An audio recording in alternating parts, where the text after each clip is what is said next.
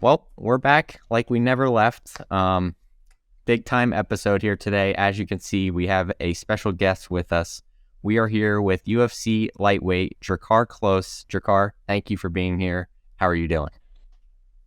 Thank you. Take two. But yeah, thank you guys. Thank you guys for having me, and I appreciate it a lot. We appreciate you, man. Thank you for taking time out of your training to do this with us, and we'll get right into it. We don't want to take too much of your time. Last time we spoke, you had mentioned something about wanting to pursue like a career, if you will, in football. So I'm curious, how did you know when you were going to make the switch to MMA, and what really got you started? I went on a couple. I went on a recruiting trip over to Toledo, and I seen how big those guys were, and I'm like, man, I don't know. I'm a little guy. I'm only 5'8", and those dudes are big. So, but after that, I just went with wrestling. I started wrestling. I kind of died out in college. I wrestled at 5 different schools. I kind of did the Van Wilder route. There's more partying, and I'm being honest. You know what I mean? Like, it was a crazy journey for me. You know what I mean? Like, but then I found MMA, and then now I'm here. Crazy. And you went for your first sport was wrestling in the MMA world. Obviously, you did football before. After wrestling, did you jump straight into the MMA fights, or did you do kickboxing fights or boxing fights to kind of get yourself in there, No, or jump in? no, I jumped straight in. I think I trained like maybe a month and a half before I had my first amateur fight, and I'm not gonna lie, that fight it's pretty ugly, pretty ugly. But I did do the Rampage slam in there. Got to take something home with you. Did you get into a lot of fights growing up? Were you always like a fighter at heart? Not in the streets. I grew, there were 7 of us growing up, 5 boys, 2 girls. So there was a lot of fights in the house over who ate this and who drank that. So it was like That's how it goes. Yep. So, kicking into your UFC career, recently we've seen some unfortunate circumstances for you. You've had multiple canceled bouts for multiple different reasons. Your opponent had to pull out. Most recently, we know you went through a knee surgery, which caused you to pull out of your last bout. What has this time off done for you, both physically and mentally, to get yourself prepared to come back? Because in your career, we've seen you be very active, fighting 2 to 3 times a year. So what has that been like with this time off? Yeah, it's kind of stuck because I would always get my momentum going. Get 2 fight, 3 fight win streak, and then an injury would happen, and then now I'm sidelined, and now it's like I'm always trying to fight back. You know what I mean? Try to get back in there.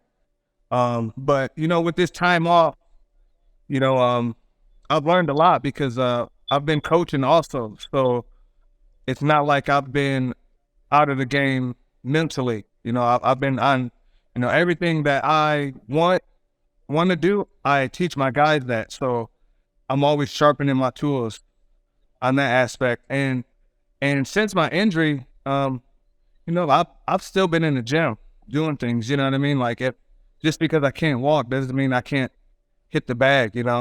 So I've just been staying active because I know when I do come back, I'm right there. I'm right outside the top 15. So one fight can put me right there in that top 15. So and it's either now or never. I'm 35 years old, and I have to push for it. Yeah, you are right there. I mean, even when you look at the guys, that you were supposed to fight, the Jeremy Stevens, the Diego Ferreiras, like those are big names and well-known guys, good fights and very winnable fights for you. It's unfortunate that those fell out because you would be right up there with some of the biggest names that we know. Yeah. And that actually leads me right into my next question. I recently watched this interview with Bilal Muhammad, and somebody asked him something about Sean Brady's next fight, and he said, I hope Sean Brady goes out there and like smashes everybody, because then it makes me look that much better, right? Because I just put a beating on that guy, so now it's like it'll make me look good. So you fought guys. I mean, you're the last person to beat Rafa Garcia. You have a win over Bobby Green, Lando Venata. You got it. You had Beneil Dariush, who's arguably the number one contender in the division, like hurt very badly and on the ropes. So my question is it kind of validating seeing these guys kind of get some shine, knowing that you have wins over them? Or is it like kind of bittersweet since you're on the sidelines right now and knowing that that should be your spotlight that they got? No, I would never be mad at someone else for shining. You know what I mean? I'm always grateful that I got the opportunity to step in the cage with them and, showcase our talent to the world. But at the end of the day, I know my time's coming. You know what I mean? Everything's lining up. I feel it. It's all about timing, and maybe this injury, set me back just to slow down a little bit, because sometimes I move too fast. Maybe it was like, hey, I moved too fast. now you got to slow it down. So I don't know. Like the Beneil fight, I hope he keeps winning. I hope he gets the belt, because it's gonna make one heck of a rematch. And I would love to see that rematch. Yeah. Sign me up. Speaking of timing, you mentioned this whole game is about timing. Life is about timing. This lightweight division right now is in a very interesting spot. I mean, you have guys at the top kind of sitting up there. I won't name anybody specific, but guys have at the top kind of just sitting around hoping to get that next title shot. They're not really fighting, so it's a little jam-packed. You have this so-called number one contender fight with Charles and Beneil, which is going to happen. And then you have a lot of these contenders coming up in the rankings looking for that top fight. What do you make of the landscape of this division right now, or do you pay any attention to it at all? No, I think like this year, it's changed up a lot. All the rankings have, I think that's a good thing, because a lot of those guys were grandfathered in. And now it's new blood, and and that's a good opportunity for me. I go my next fight, I go win it. Now I get to fight, one of the top 10 guys, and then eventually I get to fight for the belt. So, I like the mix up. Yeah, we would love to see you up there, and it's to Tyler's point, it's like some of these guys who have already had title shots, it's almost like they don't want to drop the ladder down to some of the out of the ranked guys, or even the top 10 guys that aren't in the top 5. And it seems like, to me, it seems like they need to either fight each other or fight somebody else. Get some of these fights going, just so we can see. But I understand, but you got to look at it too. It's a business. If guys aren't putting people in the seats, you know what I mean, they're not going to make that matchup. You know what I mean? So that's why a lot of those top guys have just been fighting each other. It's like been a round robin, because, no one in the division's been able to speak up and, get eyes on them. So, but my next fight, I'm definitely going to go out there and do that, because, like I said, I'm 35 years old, and I know I have it in my heart. I just have to go out there and prove it. We've seen it. We've seen you be up there with these top guys. You've beaten some of these top guys. I mean, it's going to be exciting when you make your return. How right now you're outside of the top 15. Do you think you're one more fight, and then you're back right up there in the rankings, or how do you see that playing out? Yeah, I see one fight. Be honest, I would like to fight Paddy. I think, yeah. You know what I mean? Like, I just want to shut him up. You know what I mean? Like, And I think it's a good matchup, a good test for him. Like, I want to sell it as, I'm 35. I got a shitload of injuries. Come beat this old man up. You know what I mean? That would be an incredible fight, a great build up. A lot of people would have a lot to say about, Paddy's black belt grappling abilities. You're no slouch, anywhere in the game. I mean, you have good grappling, you have good striking, you're good everywhere. I would love to see that fight. Yep. Do you have a manager? Are there talks with the UFC about maybe when and where you would come back? No, I haven't talked to my manager yet because I was talking to him about Paddy, and he was like, when are you gonna be back? And I was like, I'm not sure. He was like, well, don't talk to me until you're ready to go. And I was like, I respect that because it's a business. Fair enough. So. Fair enough, yeah. But hopefully, because I know Paddy said he wants to fight like at the end of the year. So whenever he wants to fight, I'll be ready to fight. Make that phone call. Let's make that fight happen. Yeah, let's make it happen. Man. I think, didn't he just have a surgery too? Yeah, he had a surgery, and he said he wanted to fight like at the end of the year. So, that'd be perfect time. That'd be like a year for me. So. Timing is everything in this sport. Let's get it going. Yep. Speaking of timing, you're at the MMA lab still, correct? Yes, I am. I just saw the list this past weekend. One of your teammates, correct me if I pronounce his name wrong, Marcus McGee, just made his UFC debut on 3 days' notice, gets the submission win. What do you make of that whole situation? I mean, talk about seizing the moment. Like the day before he got the call, it was like we were outside talking, and I was like, man, your time is coming. Just because, like we were talking about, like, because Suge and everyone he trains with, we all made, like, all the group that we all started with when we were amateurs, we all stuck together and we all made it to the UFC, and he was like the last one. And I told him, like, your time is coming. And then the next day he got the UFC call, and I had called him up, and I was like, dude, congratulations, go out there and fuck this dude up. And that was it. And he went out there and did his thing. He's actually here right now. So he's back in the gym doing his thing. So congratulations to him. I love that. And speaking of your training partners, I see one of them right on the wall behind you.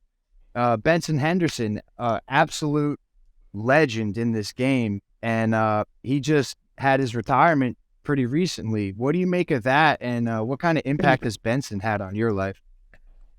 I was at the fight, and I did not know he retired until like later when I went back to the hotel, because like as soon as it happened, I was like pissed, and I walked out, and then when I got back, they were like, "Oh, Benson retired." I'm like, "What the hell?" I don't know. It just felt so unsurreal, like, because he's the reason I moved up here to the MMA lab, is to train with him. And he is our leader, and to have him step down, it kind of sucks, but there's someone else has to step up in the room. And I love him. It just sucks, but he's still around. He's still gonna help us. I was going to ask, I'm sure he's still in there pretty much majority of the days, helping you guys out, coaching, doing whatever he can do to help you guys. Yeah, I get a little emotional about that because that's my boy. He's been in your corner for pretty much all of your fights, right? He has, besides my last couple of fights, but these fights going forward, he will be on my corner. I love that. Yeah, Bendo's the man. We're big fans of him over here as well. Yeah, he's a great father, man. He's a great dad and great fighter, great role model. and a great BJJ black belt, which will lead me into my next question. It says you're listed as a purple belt on your Wikipedia. We're big jiu-jitsu guys. We love jiu-jitsu. I'm curious, how often do you train in a gi? In a gi, I haven't been lately, but when I first started, I would train I would train like 24/7 in a gi. I was a blue belt for 7 years, so that tells you how I was sandbagging.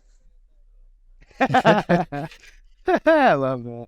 Yeah, I mean, you obviously have the experience of most black belts out there. I was just curious, we're, like I said, we're big jiu-jitsu guys, and I love putting the gi on. Like, I know I can't go a couple days without putting it on. Only reason I don't like the gi is because my move is heel hook, and you can't do that.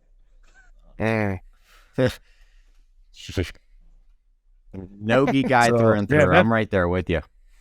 Yeah, I don't. And other than that, I really don't know too many submissions with the gi. I'm getting submitted by RJ from every collar known to man. That's why I stay out of it. But nonetheless. What color belt are you? I just got my blue a few months ago. I think 6 months ago. So I'm a fresh blue. Oh, congratulations! Oh, thank you. I got 2 stripes on my brown belt, so trying to make that final push. Yeah, you're almost there. Yeah, man, it's been a long time. Yeah, hell yeah. What kind of training do you guys at your gym? Is it like full MMA all the time? Is that basically how it goes, or do you have striking days? Do you have grappling days? Cage wrestling days? We offer classes throughout the day that everyone could take, pro, amateurs, whatever.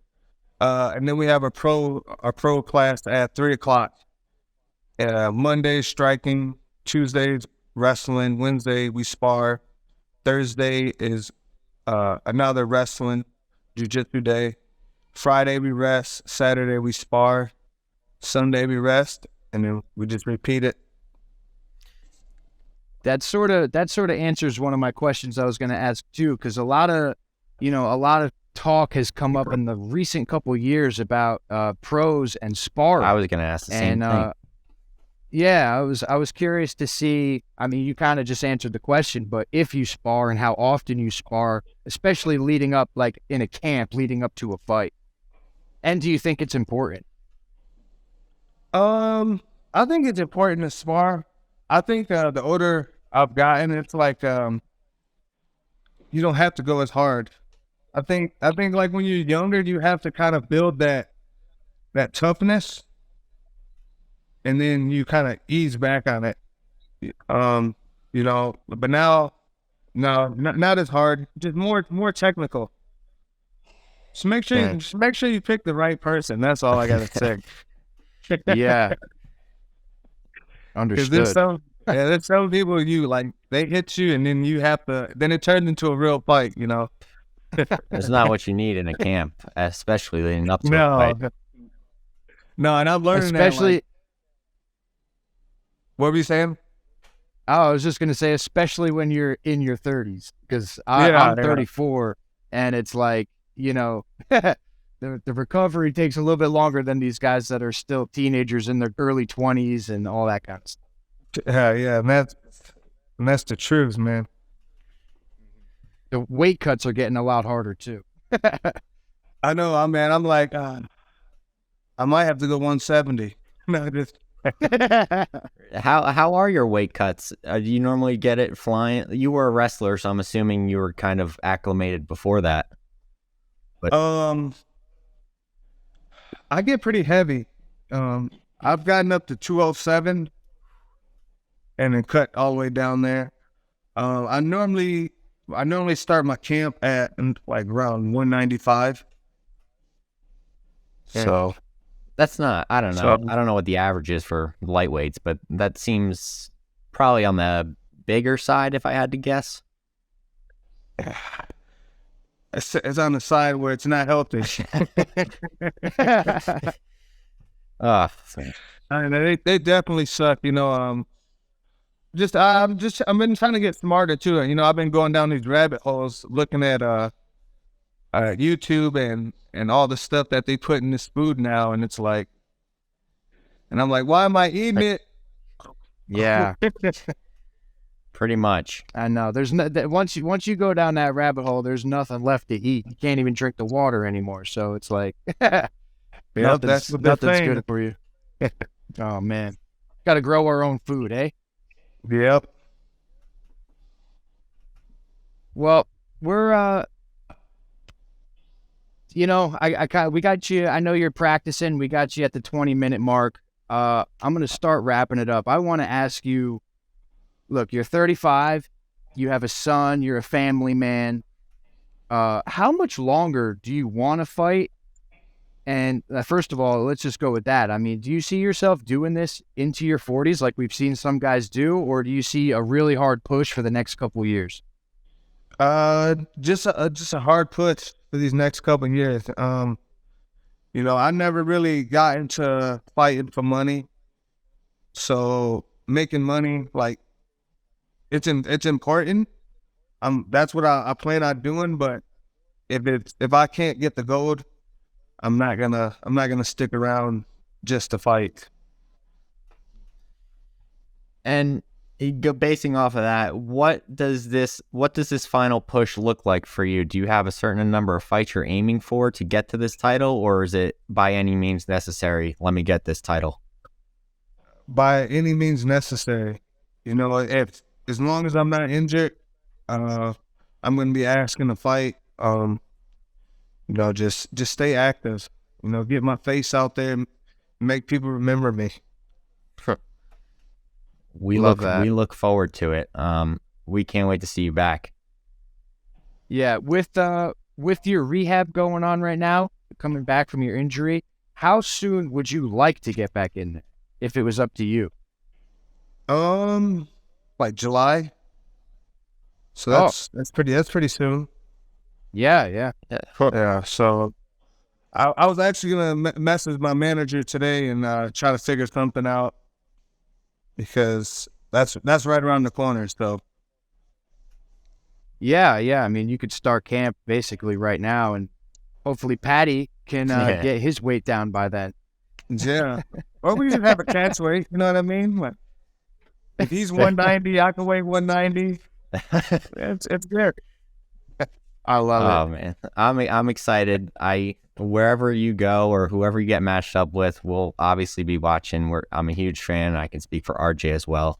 Thank you for being on here again, Drakkar. I'll leave this time for the floor is yours to, you know, promote anything you want to promote, say anything you want to say. This time's yours. No, again, I just want to thank you guys. If it wasn't for you guys, you know what I mean? Like, it wouldn't be us. And you guys help us a lot by putting this out there. So thank you again. Yeah. We appreciate you, man, and we will definitely be watching and cheering you on in your future fights, man. We can't wait to watch. Definitely. Thank you. Yes, sir. Thank you. Thank you, brother. All the socials, go follow Drakkar on all the socials, will be everywhere right here. So thank you again, Drakkar, and enjoy the rest of training if you cut it short. Yeah. Thank you. Y'all have a great day.